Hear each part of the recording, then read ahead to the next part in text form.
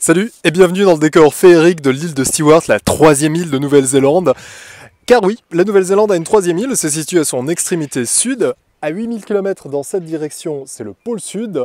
L'île de Stewart, plus précisément, je me trouve en ce moment dans le village d'Oban, 387 habitants. On y vit principalement de la pêche, mais aussi un peu du tourisme. Du tourisme, j'irai en faire demain d'ailleurs, en me baladant autour de l'île. Mais aujourd'hui, j'aimerais te parler un petit peu de la route qui m'a amené jusqu'ici, enfin jusqu'à Bluff, d'où j'ai pris le ferry.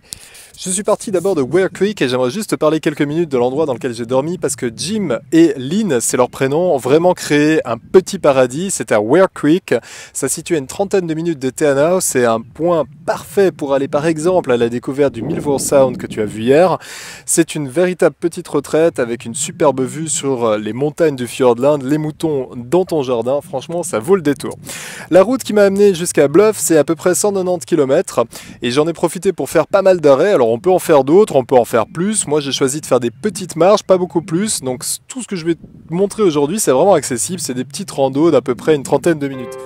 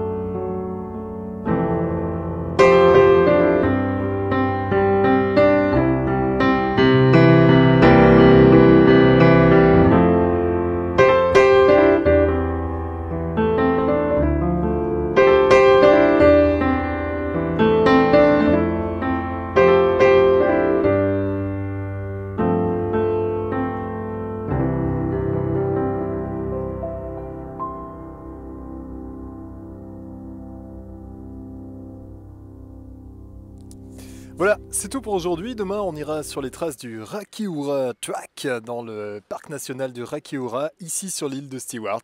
À demain.